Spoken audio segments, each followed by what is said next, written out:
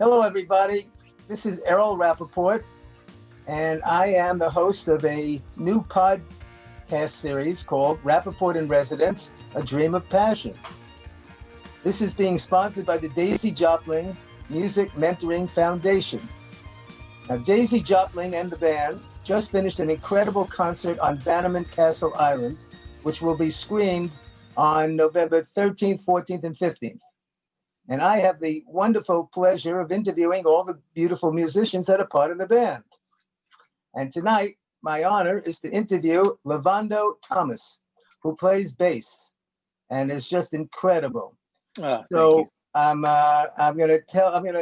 the first thing I'm gonna ask you, Lavondo, is when did you first meet Daisy, and explain what it is, what it means to be caught up in the Daisy magic? Oh my goodness. So yeah, one question is definitely easier than the other question. If anyone has ever met Daisy before, right?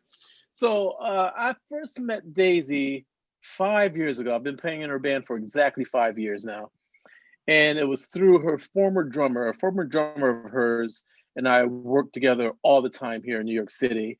And when the position came up for a bass player in Daisy's band, he thought of me. And playing with Daisy, it wasn't much of an audition process. You just meet Daisy and she likes you and then you're in, right? So yeah, I met Daisy about 5 years ago and we've been touring and recording together ever since. Now, performing with Daisy and being around Daisy and just being in Daisy's universe is incredible. And I talk to people about this all the time, especially like new band members. Like I would say, just on like a little side note, for the past maybe 3 or 4 years or so, every new band member that's come into the organization, I recommended them. And I would always preface it by saying, listen, Daisy is probably like the best person in the world that, you want for a boss, particularly with us New York musicians. And I say New York because we're all based in New York, and a lot of musicians in New York can be a little cantankerous. But when you play with Daisy, it's like 180-degree opposite of what they're probably used to. I'm not saying that everyone in New York is mean and evil and all that stuff, but Daisy is just like a special person. So I always warn people. Well, let me give you a good example. Okay. I digress. Years ago, I used to work on cruise ships, and I remember the first time I went to Ireland. We were sailing into Ireland, and the captain had a big meeting with the whole. They did like the little cruise ship thing with the crew and with the passengers, and was pretty much saying, listen, okay, we're going to Ireland. We normally don't have like these kind of talks, but like a majority of you guys are Americans. And what we need to tell you about going to Ireland, we just need to give you a heads up that Irish people in mainland Ireland are probably hands down the nicest people that you will ever meet in your entire life, right? And we were all kind of sitting there like, yeah, okay. And he's like, well, not to throw you guys off because, being American, but, the captain of the ship was from Norway. So he's just like, just, make experience, you Americans are special people. But, Irish people are like the nicest people you ever want to meet. Fast forward a little bit, we get to Ireland, and I needed to buy a new suitcase that day. So I was in Dublin, bought a suitcase, and it was like walking back to the ship, and these two kids pull up on bicycles. Had to be 13, 14 years old, like just young kids, pull up, Irish kids on bicycles. Excuse me, sir, you need any help carrying that back? And I'm like, no, man, no, I'm good, I got it. Are you sure? We can help you. I was like, no.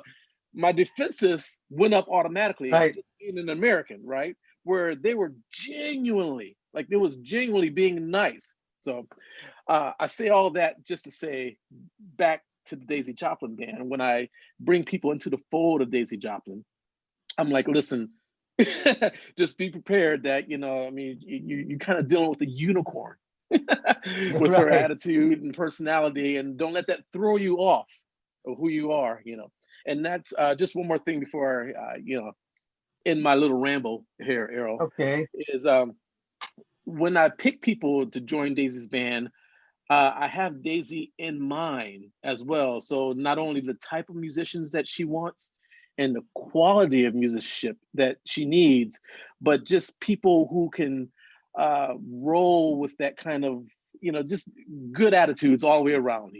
There's a million different pianists who are incredibly good, but how many pianists are incredibly good and have like the great attitude to roll with a special person like Daisy?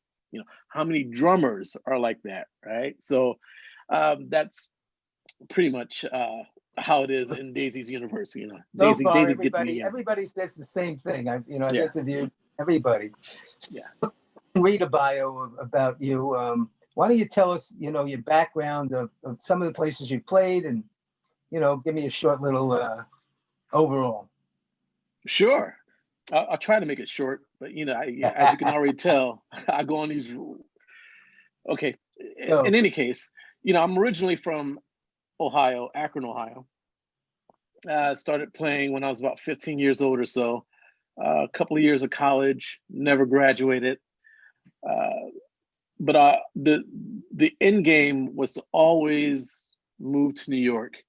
That was the big dream. I wanted to, I started off as a jazz bassist playing the upright and playing a little bit of classical upright, so didn't even want to touch the electric for years. And I think, yeah, like the end goal was to, move to New York to become a heroin addicted jazz musician. I mean, that was my goal. So I, bounced around here and there, moved to New York, and been working as a full-time musician ever since. I've played with a number of different artists here in the city. I've done cruise ships off and on for like the past 10 years. Which that took me, to a lot of places in the world.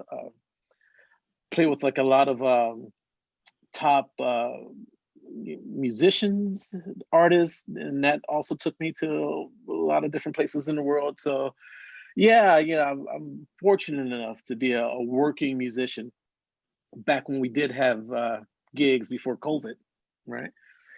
And I've also done arranging for movie soundtracks.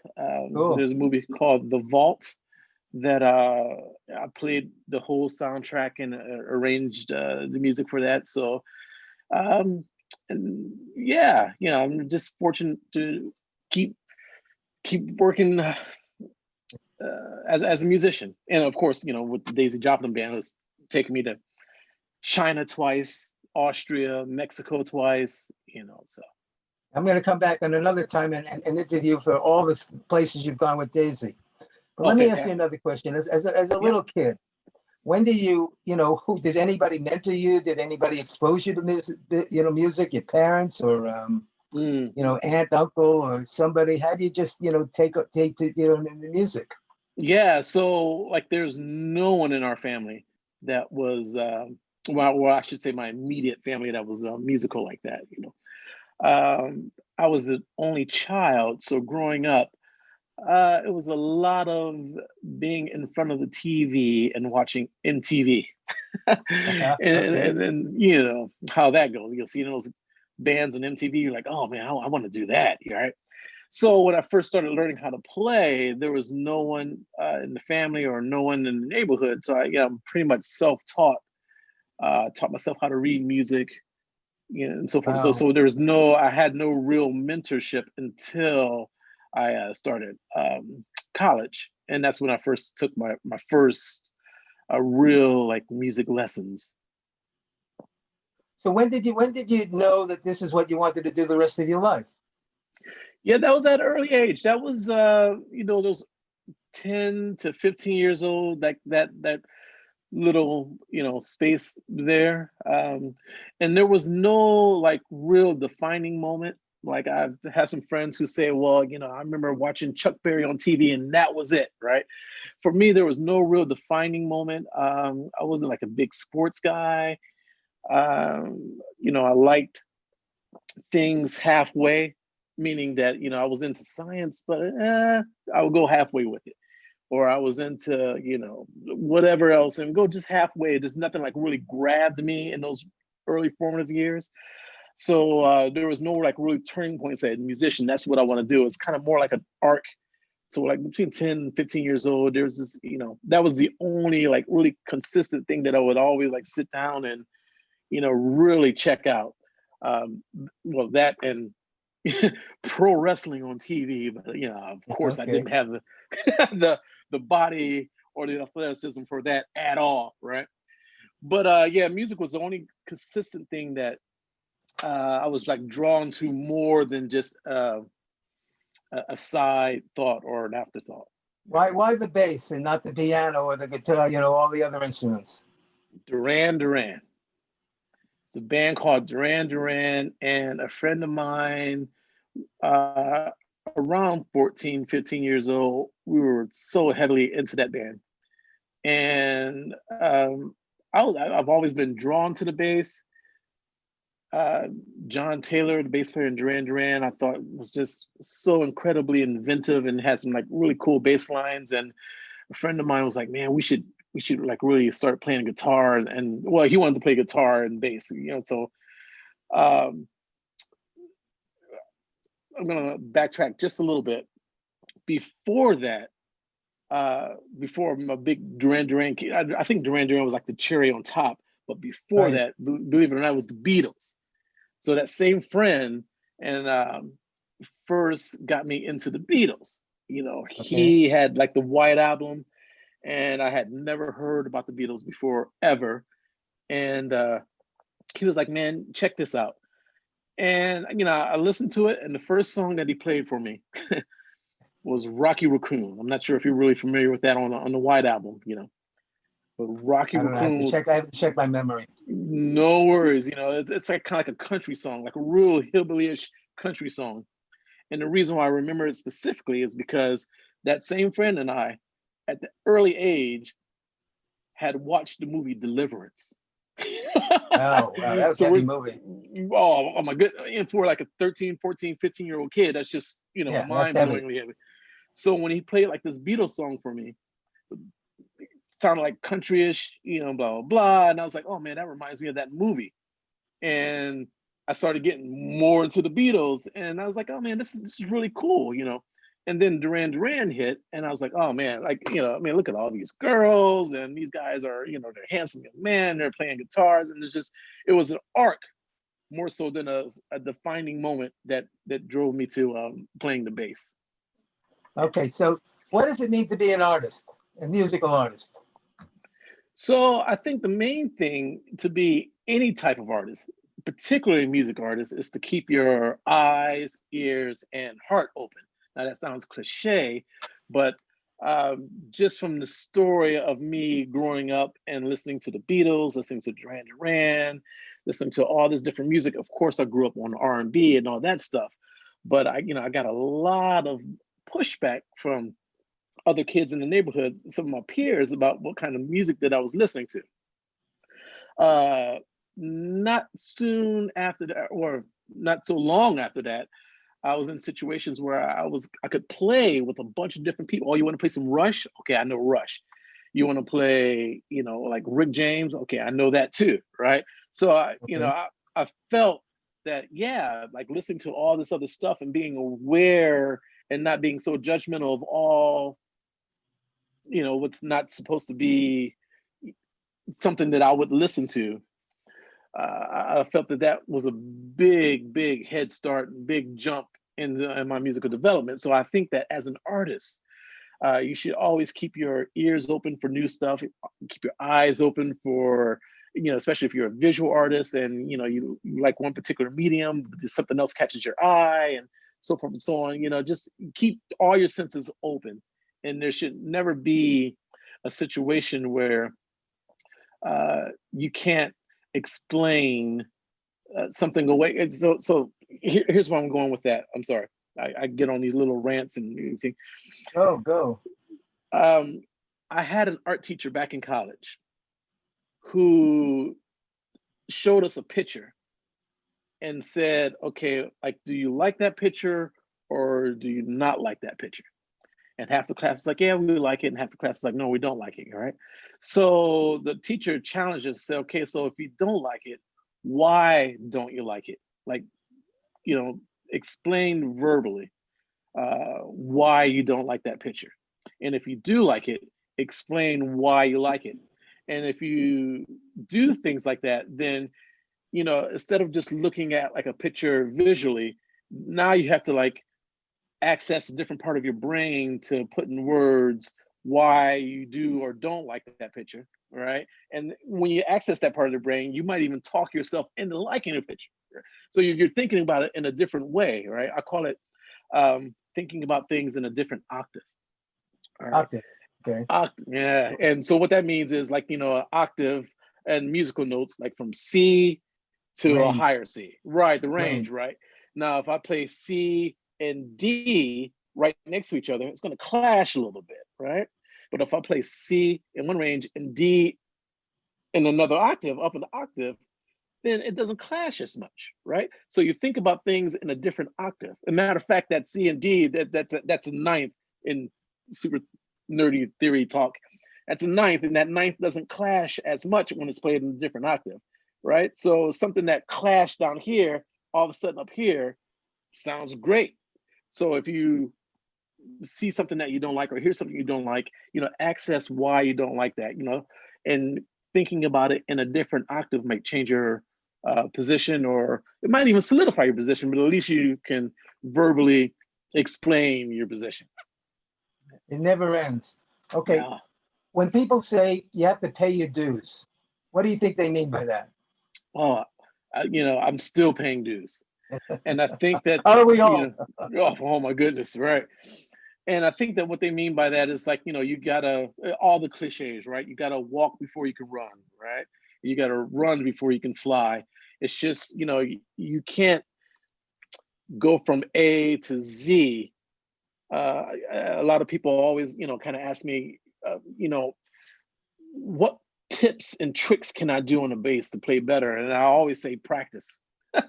There's just nothing that you can do that's going to elevate you from one point to the other. It's just that journey to get where you're at. And a good analogy of that is this. There's a great jazz guitarist by the name of Pat Metheny, and this will stick with me for the rest of my life. I remember once he said, this is where you are as a player, and this is where you want to be. Now, the more you practice, the more gigs you play, the closer you get to that.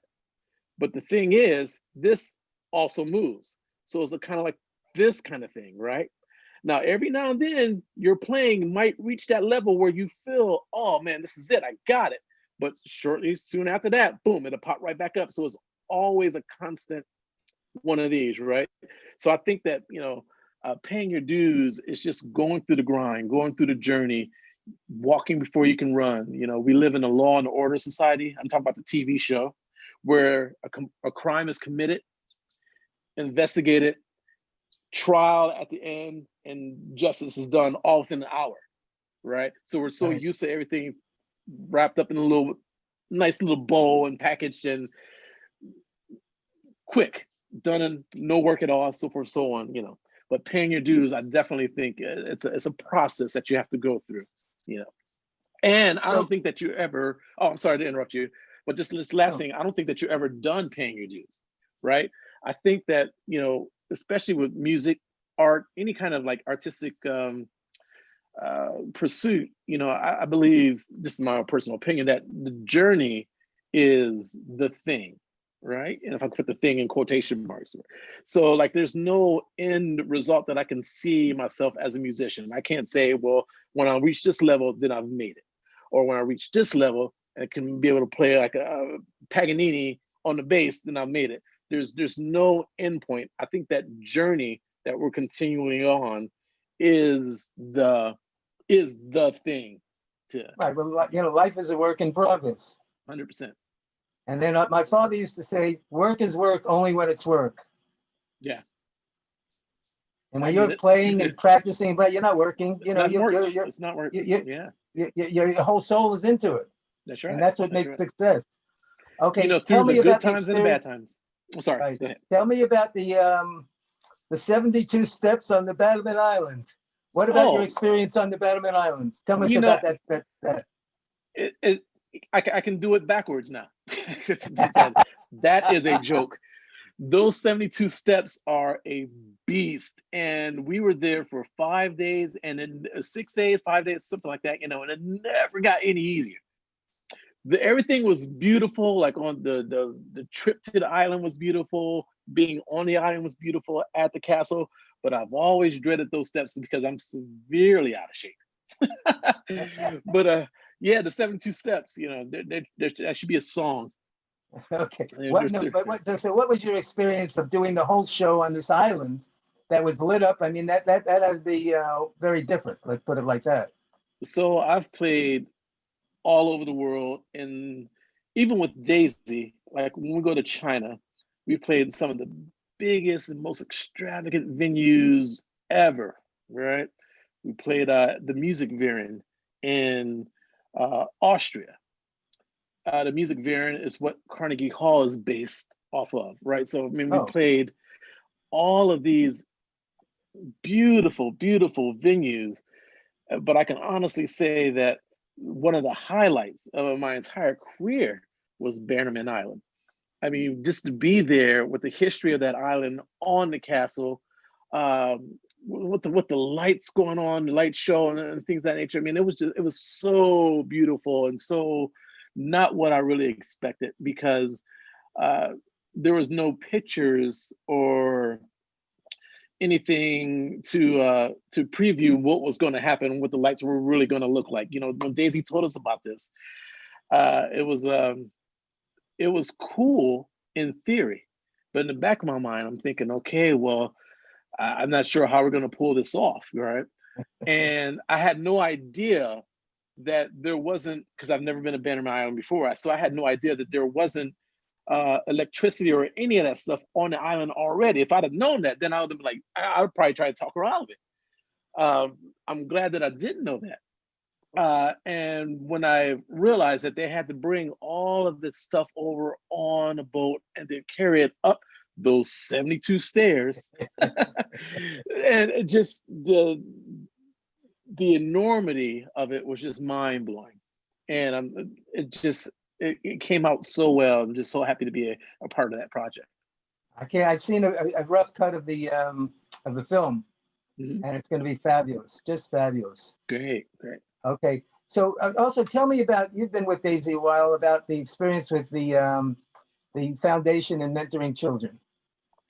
That's one of the best parts about playing with Daisy, because every show, particularly when we play the Paramount Theater in Peekskill, but just about every show, even the ones in China, there was always this mentorship, this thing going on where Daisy invites a lot of the young musicians out. And even in China, we did some master classes where, you know, the whole band show up, and, you know, we had a translator and so forth and so on. So, but particularly here at home, here in New York, the mentorship that Daisy does is she's just an incredible woman to do things like that. You know, I give back how I can, when I can, as far as like if there's like young musicians who I know and want to come over and take some bass lessons, or even Zoom some bass lessons, you know, I'll do that every now and then. I don't really put myself out there as a bass teacher as much, but I give back in that kind of way, and that kind of giving, you know, makes you feel good, and I should do more of it. That said, Daisy made a foundation of giving to children, and it's just an incredible thing to be a part of. Okay, so what advice would you give to somebody that's starting out at, let's say, you know, 10, 11, 12, 15 or whatever, and, you know, wants a, you know, career in the music business. All right. So what I said before, as far as like, you know, keeping your heart open, ears open, eyes open, you know, absorbing all the music that you can. And half of the gigs, I shouldn't say half, maybe 3/4 or 90%, I keep moving it up, because this is how passionate I feel about this particular point. Most of the gigs that I've gotten in the past 10 years of being here in New York City is because of, now this may not seem like it, but just being humble. You definitely are. Oh, well, I appreciate that. But, I've seen you play at the Paramount Theater twice and Lincoln Center also. Yeah, we did Lincoln Center, and you know, there has to be some kind of like groundedness, some kind of humbleness. And but when I say humble, I mean, let's take Daisy Jopling, for example. Like I've been with Daisy for 5 years. We're super, super, super comfortable with each other. So if there is a rehearsal, for example, that starts at 4, I know that I could be late. I can come at 4:30 and start setting my stuff up, and the band doesn't really even start till 5. I could do that if I wanted to. And Daisy would be like, no problem, blah, blah. But I don't do that. If the rehearsal starts at 4, I'm there at 3:30. By 4 o'clock, I'm all set up. 4 o'clock is a downbeat. I use that in all of my situations here in New York.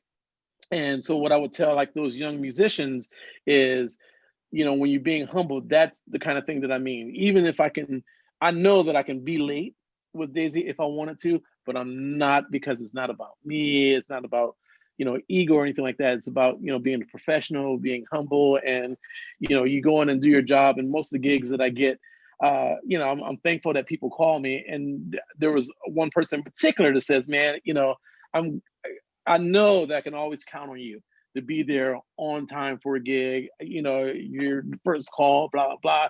Said nothing about my playing, right? But the first thing that it said was like, you're going to be there on time. You're going to be there. You're not going to be late for a gig. You know, I'm not worried about you at all. You know, so that's the kind of reputation that you want to have as a musician. So if you're young, professionalism.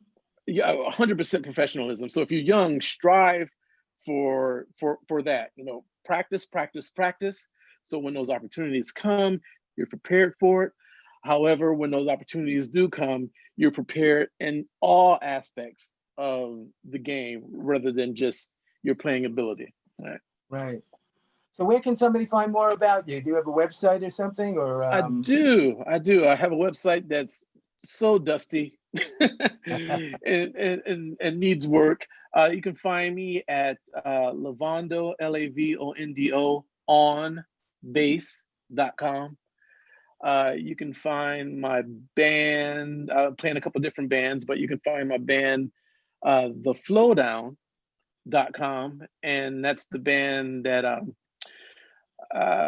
we're on Rope-a-Dope Records. So you can find us through Rope-a-Dope.